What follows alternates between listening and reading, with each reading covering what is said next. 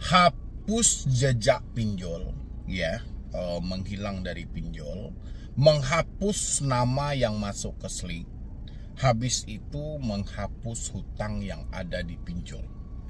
Ini penawaran-penawaran yang selalu bermunculan di media sosial. Bahkan banyak jasa-jasa negosiator yang ditawarkan, sampai dengan hal yang ditawarkan itu adalah hapus hutang dan hapus tagih. Ya, kalau hanya sebatas hilang jejak dan segala macam itu masih bisa lah dengan ilmu-ilmu logika aja gitu ya, karena tapi hapus hutang dan hapus tagih gitu loh. Ini teman-teman yang terjebak di pinjol ya, ini hati-hati juga. Modus mereka ini banyak, terutama Anda yang baru-baru telat bayar seperti di Aku-Laku, seperti di Shopee, seperti di Kredivo. Ini Anda sangat diincar loh, data-data Anda itu sangat diincar. Saya selalu sampaikan sama teman-teman semuanya, hati-hati nih untuk teman-teman yang baru-baru telat seperti di Aku-Laku, di Shopee dan Kredivo. Ini adalah pinjol-pinjol besar gitu loh. Jadi ketika Anda sudah mencairkan di pinjol besar, kemungkinan besar pinjol-pinjol lainnya itu juga mau mencairkan Anda, walaupun ada batas maksimal dari OJK sendiri bahwasanya satu orang cuma boleh minjam di 3 aplikasi. Tapi tidak menutupi kemungkinan pinjol-pinjol legal yang lainnya akan ikut cair juga. Habis itu buat teman-teman semuanya, menghapus jejak di pinjol gitu. Jejak apa yang mau Anda hapus teman-teman semuanya? Toh kenyataannya ketakutan itu tertinggal dalam kepala Anda gitu. Ya, kalau ketakutan itu hanya tertinggal dalam handphone, saya selalu sampaikan sama Anda, 3 komunikasi menjadi sumbernya. Mulai dari telepon, mulai dari WhatsApp, mulai dari email. Tapi sesuatu hal ketakutan yang tertinggal dalam kepala, nggak mungkin dong kepala Anda yang mau diganti. Itu kan mustahil juga gitu. Harusnya kan kita pakai logika juga teman-teman semuanya. Ini kita untuk bayar hutang pinjol aja kita nggak mampu. Ya, bahkan ditawarkan pokok aja sama pinjol kita masih mengeluh. Karena kita meminjam untuk kebutuhan konsumtif, untuk makan minum gitu loh. Tiba-tiba ya kita ditawarkan dengan hapus tagih dan hapus hutang. Habis itu menghapus jejak, menghapus link yang ada di OJK. Tidak sesimpel itu, bro. Ya, tidak sesimpel itu gitu loh. Kalau hanya mengambil sisa uang yang ada di kantongmu, sih oke aja. Saya selalu sampaikan, target orang ini adalah mereka-mereka yang selalu ketakutan. Anda yang selalu kecemasan. Setiap hari saya live, setiap malam saya live. Yang saya temukan adalah kapan DC datang ke rumah, daerah mana yang mau dikunjungi, Galbay ini aman atau tidak. Ini menandakan mental Anda tidak baik-baik saja. Anda sedang tidak sehat dalam segi mental Anda. Anda tidak sehat dalam segi pemikiran Anda. Dengan begitu, orang-orang yang menawarkan jasa-jasa hapus jejak, menghilang dari pinjol, menawarkan backup supaya tidak disebar data, menawarkan supaya debt collector tidak bertindak kasar dan segala macam. Mereka bermain dalam hal ini gitu loh. Mereka memanfaatkan momentum itu untuk meyakinkan Anda bahwasannya ini benar loh. Padahal hal itu nggak ada teman-teman semuanya. Saya sudah berulang kali sama Anda, jejak itu nggak perlu Anda hapus. Jejak digital Anda itu akan tertinggal kok. Kalau nggak mungkin adanya Slik. Slik ini sistem layanan informasi keuangan. Di sana jejak Anda tertinggal. Ya kan? Sekarang yang mau kita perbaiki tingkat ketakutan yang terlalu berlebihan dalam diri kita. Dengan cara apa kita memperbaiki? Dengan cara kita tidak perlu berkomunikasi dulu. Mulai dari telepon, mulai dari WhatsApp, mulai dari email. Kita tidak perlu berkomunikasi dulu dengan para debt collector. Karena kalau kita memaksakan diri untuk terus berkomunikasi, mental kita sedang tidak baik-baik saja. Yang pada akhirnya nanti, ya, kalau kita terus memaksakan hal ini, kita akan terjadi gali lubang tutup lubang. Tingkat ketakutan yang terlalu berlebihan. Ya, bahkan kita akan nekat menjual aset-aset yang ada. Ini tingkat ketakutannya gitu loh. Makanya penting untuk kita memutus komunikasi. Bukan berarti Anda harus mengikuti, "Bang, ini bang, bisa lunas hutang, jasa negosiasi bisa dilunasin semuanya dan segala macam." Fokus jasa mereka berapa? Ya, waktu yang mereka pergunakan itu lama teman-teman. Walaupun Anda bilang, "Bang, mereka ini berbadan hukum dan segala macam," ya terserah dalam hal itu. Jasa mereka berapa? 20-30%.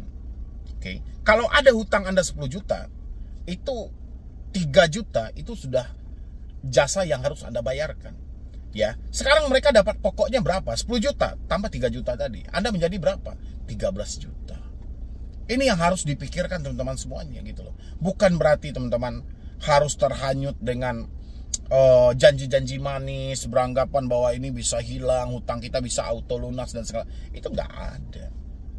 Ya, ini sudah di bulan Agustus. Ya, harusnya ini adalah bulan yang mana perjuangan kemerdekaan rakyat Indonesia. Masa kamu masih mau dijajah?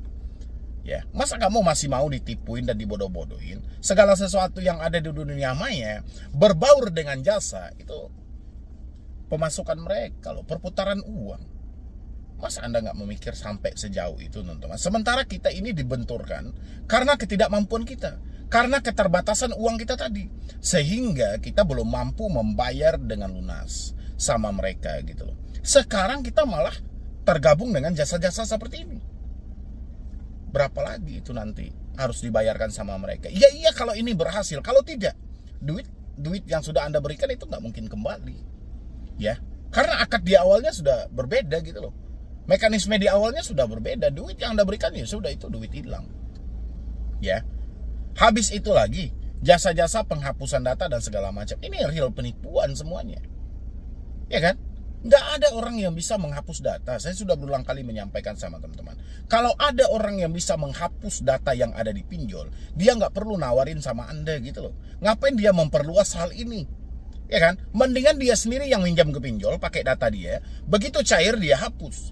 Kalaupun nama dia tercatat di Slick, dia bisa hapus data kan? Dia sudah hilang semuanya. Kenapa nggak dia aja gitu loh? Dia yang minjam pakai data dia, habis itu hapus lagi. Pinjam lagi, hapus lagi gitu loh. Berarti dia yang paling kaya ada di Indonesia ini gitu. Karena semuanya bisa dia curi, sampai bank pun bisa. Karena nggak ada buktinya nanti kalau dia yang ngambil. Dia bisa hapus data. Ya kan? Itu logikanya teman-teman. Ngapain dia tawarkan dengan 300.000, 200.000? Kan receh kali itu. Harusnya teman-teman berpikir sampai ke sana. Itu sudah berapa banyak orang yang tertipu itu. Ada yang sudah membayar 500.000 dimintain lagi 1 juta. Ada yang sudah bayar 1 juta dimintain lagi tambahnya. Ada aja jalurnya. Ya. Sampai yang paling terparah, ada juga dia menawarkan pinjaman. Menawarkan pinjaman limitnya nggak tanggung-tanggung. Limitnya sampai 50 juta. Tapi harus pakai uang admin di awal. Uang admin diminta dari saku Anda. Akhirnya, orang yang berharap dia mendapatkan pinjaman 50 juta, habis-habisan sampai 10 juta. Yang duit itu nggak ada. Duit dia malah pergi ke sana gitu. Ya, itu karena Anda diperbodoh dengan pemikiran Anda sendiri. Anda gampang percaya, tidak mau memakai logika. Saya paham Anda berada dalam titik di mana hari ini, ya, Anda sudah tidak mampu lagi. Anda sudah tidak memungkinkan lagi meneruskan semua ini gitu. Ya, tapi bukan berarti Anda harus menjebloskan diri Anda dengan penipu-penipu yang seperti ini. Tidak, teman-teman semuanya. Masih banyak orang-orang yang mengedukasi, benar-benar menyampaikan sama Anda, ya kalau memang Anda belum bisa bayar, ya mereka pun juga mengedukasi Anda, menjelaskan bahwa Anda tidak perlu takut dan segala macam. Dan itu ditawarkan secara gratis. Ya kan? Gak pernah mereka meminta bayaran gitu loh. Kenapa Anda harus percaya dengan hapus jejak, hapus tagih, hapus Slick dan segala macam? Dan habis itu Slick itu tidak mungkin Anda hapus gitu loh. Kalau tidak ada program dari hal itu untuk penghapusan Slick itu. Contoh kayak Perpres yang disampaikan oleh Bapak Prabowo kemarin. Ya, hapus hutang nelayan, petani, UMKM. Oke. Sebelumnya Bapak Erlangga Hartarto juga menyampaikan dengan hal yang sama, penghapus bukuan. Ya, kecuali ada program-program yang seperti itu. Di luar dari itu tidak ada penghapusan Slick. Ya. Anda harus menunggu momen-momen dari pemerintah, bukan berarti momen yang diinformasikan secara tidak jelas melalui video singkat. Ya, yang mana yang katanya bulan Mei semua hutang lunas, itu dari OJK langsung. OJK telah mengkonfirmasi, itu hoax. Nggak jelas gitu loh. Ya, itu pembohongan gitu loh. Jadi itulah buat teman-teman semuanya. Banyak hal yang harus kita pakai logika kita supaya kita tidak terhanyut dalam modus-modus penipuan yang seperti ini. Banyak mereka mengincar Anda gitu loh. Karena kepanikan Anda itu bisa dijadikan rupiah. Ya, pasti Anda mau aja dong. Anda asalkan ditawarkan demi kebebasan. Siapa yang tidak mau? Hutang yang kita ambil tidak perlu kita bayar lagi, tiba-tiba lunas. Siapa yang tidak mau? Pasti semua orang tergiur dong. Tapi kenyataannya hal itu nggak ada, teman-teman.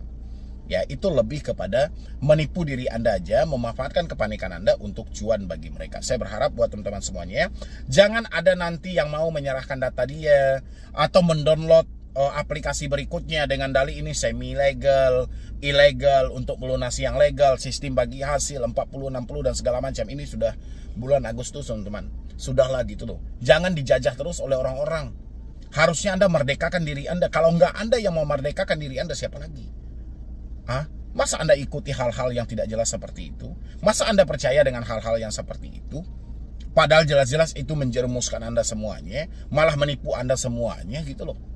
Ya, saya rasa teman-teman semuanya orang hebat, teman-teman orang yang berkualitas. Hanya saja hari ini Anda dibaluti oleh ketakutan. Saya pengen Anda membuka lagi lebar-lebar pemikiran Anda dan logika Anda, bahwasannya semua yang terjadi sama diri Anda ini hanya perjalanan hidup, teman-teman. Ya, ini hanya bagian pendewasaan, tapi bukan berarti Anda harus membunuh karakter Anda sampai di sini. Ya, bukan berarti Anda mentok sampai di sini, tidak. Ini hanyalah batu loncatan untuk Anda yang jauh lebih baik lagi buat ke depannya. Sekarang hadapi. Ya, Anda capek dengan teleponnya, putuslah teleponnya. Capek dengan WhatsApp, hapuslah WhatsApp. Nggak tahan dengan email bang, gantilah email. Fokuslah. Ya, jangan beranggapan yang aneh-aneh. Kita demi menyelamatkan kita nih. Telepon kita ganti, WhatsApp kita hapus, email kita ganti. Ini bukan berarti menghapus hutang yang ada di pinjol, tidak. Ini lebih kepada penyelamatan pemikiran kita supaya tidak diganggu dulu, biar kita bisa fokus. Kita bisa fokus mengumpulkan uang, kita bisa fokus semuanya gitu loh, tanpa ada hal-hal yang mengganggu kita. Ya teman-teman ya, mungkin dari saya cuma itu aja buat teman-teman semuanya. Mungkin teman-teman sementara bisa lanjutkan buat nonton video ini, supaya teman-teman bisa lebih paham juga, bisa lebih mengerti juga apa sebenarnya yang harus kita hadapi buat kedepannya. Jadi sekian dulu dari saya, Mendy Bro nih. Wassalam. Pinjol perintahkan semua debt collector lapangan ke rumah. Surat tugas sudah dipersiapkan teman-teman semuanya. Mungkin coba lihat dulu di sebelah saya ini, dua-duanya teman-teman semuanya. Itu adalah surat tugas yang mana debt collector telah diperintahkan ke lapangan untuk mengambil tagihan dengan lunas. Nah, ketika debt collector sudah sampai ke rumah Anda, tidak ada lagi namanya toleransi, tidak ada lagi namanya negosiasi, tidak ada lagi yang namanya pencicilan. Semuanya wajib dibayar lunas. Kurang lebih seperti itu bunyinya gitu loh ya. Bahkan sampai ditambahin dengan dia mau koordinasi dengan RT maupun RW setempat. Bahkan mereka mau minta pendampingan kepada pihak kepolisian yang berada di sektor wilayah teman-teman semuanya. Takut? Serba takut teman-teman semuanya. Dengan surat seperti ini pun juga takut. Disampaikan mau diproses hukum, takut. Disampaikan seperti ini, takut. Kalau takut ngapain galbay gitu loh. Kan galbay ini karena keadaan hidup, karena fakta hidup. Kan saya selalu sampaikan sama teman-teman semuanya, antara tidak mampu dengan tidak mau ini harus dibedakan. Kalau tidak mampu kondisi hidup kita sudah perjuangkan nih mati-matian, bahkan kerja pagi, sore, siang, malam kita kerja, tapi yang namanya rezeki gitu loh ya kan. Tapi kita sudah coba juga nih, toleh kanan kiri, muka belakang, atas bawah, semuanya tetangga-tetangga semuanya kita samperin tuh ke rumahnya gitu loh. Tapi yang namanya rezeki nggak ada juga. Itu namanya tidak mampu bayar. Berbeda dengan tidak mau bayar. Kalau tidak mau bayar, sibuk mencari perlindungan. Entah itu mencari orang-orang yang menawarkan jasa, entah itu orang-orang yang selalu berseberangan dengan pihak pinjol dan dia berlindung. Dia duitnya ada, cuman dia malas aja bayarnya. Karena ogah, karena sejak awal mereka minjam memang untuk tidak bayar, nih berbeda. Tapi kalau teman-teman berada sebenarnya di tingkat dengan dalih tidak mampu bayar tadi, harusnya teman-teman tidak usah khawatir dengan adanya surat tugas yang dikirimkan. Ya, nggak usah terlalu cemas juga. Mereka mau datanglah. Mereka mau bawa RT silahkan, bawa RW silahkan, mau bawa polisi juga silahkan. Hanya saja ya, teman-teman coba perhatikan lagi dengan seksama teman-teman semuanya. Surat-surat ini tidak mewakili mereka dari aplikasi mana. Dua-duanya buta. Ya, dua-duanya tidak menjelaskan secara spesifik berapa hutang yang harus dibayar, ke aplikasi mana kita harus membayar, melalui apa kita melakukan pembayaran tersebut. Tidak ada. Ya, surat-surat tugas kolektor ini hanya dibikin-bikin oleh pihak kolektornya untuk mengelabui diri Anda. Karena selama ini kebiasaan dari teman-teman adalah kalau sudah mendapatkan hal seperti ini, itu sudah kacau. Pemikiran sudah kacau, pemikiran tidak bisa lagi diajak kompromi, semuanya serba takut. Ya, ingat debt collector adalah manusia, dia paham betul gitu loh. Orang kalau sudah berhutang jujur sudah malas. Oke, orang kalau sudah berhutang selalu beranggapan hal ini baik-baik saja. Padahal keadaan sudah tidak mampu. Karena sandiwara itulah kenapa selalu Anda ditakut-takuti dengan yang namanya ancaman debt collector, surat tugas yang sudah mereka siapkan. Bahwasanya akan terjadi penurunan debt collector besar-besaran sepanjang bulan Agustus misalnya gitu kan. Kan sering disampaikan itu. Kita akan datang, contoh kayak di bulan Juli kan, di bulan Juli. Kita akan datang mulai tanggal 23 Juli sampai 31 Juli misalnya gitu kan. Atau sekarang mereka bikin kita akan datang mulai dari 1 Agustus sampai dengan 30 Agustus nanti gitu loh. Anda persiapkan dana Anda full di rumah dan segala macam. Biasanya yang menjadi korban mereka atau yang menjadi target mereka nantinya orang-orang yang tidak mampu jujur, orang-orang yang tidak mampu terbuka. Biasanya ini loh, mungkin teman-teman yang sampai detik ini masih menutupi dari orang tua. Mendengar adanya kunjungan debt collector itu sudah ketakutan lebih awal. Atau teman-teman yang belum siap nih, nanti takutnya tetangga yang julid tahu saya malah jadi bahan gosipan.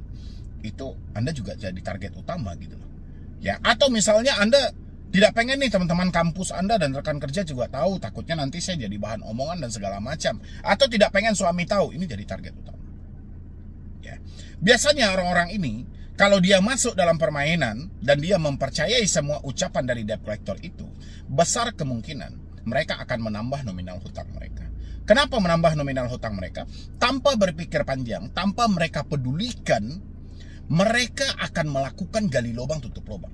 Biasanya terjadi seperti itu teman-teman semuanya. Ini biasanya terjadi seperti itu. Akan terjadi gali lubang tutup lubang. Ya, demi mengatasi supaya DC ini jangan datang ke rumah. Padahal surat yang dikirim cacat. Surat yang dikirim tidak mewakili dari perusahaan mana, tidak menyebutkan nama Anda, tidak menjelaskan nominal hutang Anda. Tapi karena kita tidak pengen lagi membaca surat-surat ini dengan jelas, karena kita sudah ketakutan lebih awal, sehingga kita nekat melakukan dan tindakan-tindakan yang merugikan Anda itu.